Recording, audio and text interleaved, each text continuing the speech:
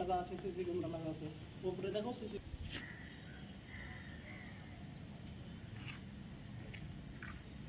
পিছন পিছন দিকে তালা লিখায়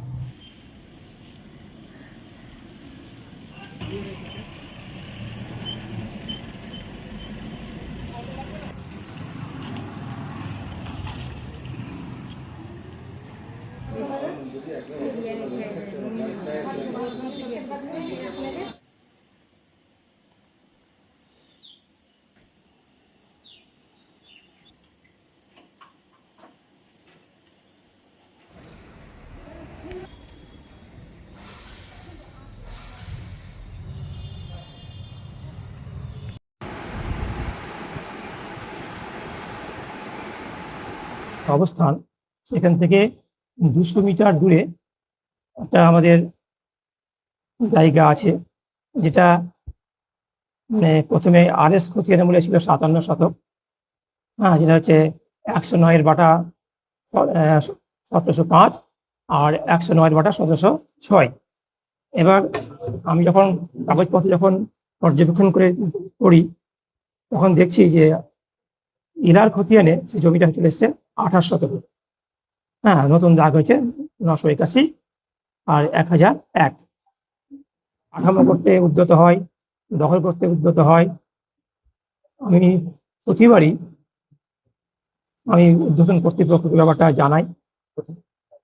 সেটা হচ্ছে কোনো সময় জানিয়েছি চেয়ারম্যান, সে অফিস, পুলিশ প্রশাসন, সব জায়গায় জানাই।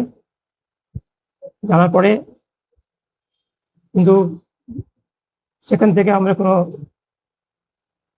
মানে সাহায্য না পাওয়ায় এখনো জায়গাটা বেদখল হয়ে আছে, এবং যে দখলমুক্ত হোক, যদি আর তার সঙ্গে একটা ডিমার্কেশন করা হোক, এবং ডিমার্কেশন করা হোক, দখলমুক্ত করার পর বাউন্ডারি দেওয়া হোক জায়গাতে। সামনের দিক তো কতখানি PW যাই না, সামনের দিকে ঘর আছে এটা। হ্যাঁ, তারপরে ওই দোকান ঘর করেছে, তারপরে পার্টি অফিস ছিল, হয়তো নাই। অফিস ইয়ে ছিল, শাসক মানে TMC পার্টি অফিস ছিল, আর আছে এখন CDS আছে। আমার স্কুল নাম হচ্ছে কুমারগঞ্জ জুনিয়র বেসিক স্কুল। আমি হচ্ছে TSC, আমার নাম মাজদার আলম। আমার অভিযোগ, স্কুলের জমির উপরে অনেকগুলো বিল্ডিং আছে এবং অফিস ঘর করে রেখেছে। তার জন্য আমি BLO অফিসে বা DLO অফিসে কমপ্লেন করেছি। BLO অফিস চিঠি করেছেন 14 তারিখে আপনার সম্ভবত মাপযোগ হবে, সেটা দেখবে যে সত্যিকারই সে সরকারি জমিতে সেই বিল্ডিংগুলো আছে নাকি।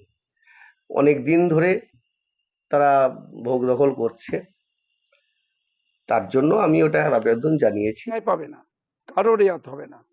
স্কুলের সম্পত্তি, হাসপাতালের সম্পত্তি যারা দখল করে নিজেদের কায়েমি স্বার্থে লাগায়, এর মতো সমাজ বিরোধী বলা যাবে। সমাজ বিরোধী মারপিট করলাম, সেটা সমাজ না। স্কুল থেকে শিশুরা তৈরি হয়, স্বাস্থ্যকেন্দ্র থেকে সুস্বাস্থ্য পায়। এটা যদি কেউ দখল করার চেষ্টা করে, সেটা সরকার আছে, আইন আছে, তার বিরুদ্ধে যথাযথ ব্যবস্থা হবে, এটুকু বলতে পারি। আমাদের দলের লোকরাই তো এরকম 2 নম্বরই করে দলটাকে শেষ করে দিচ্ছে।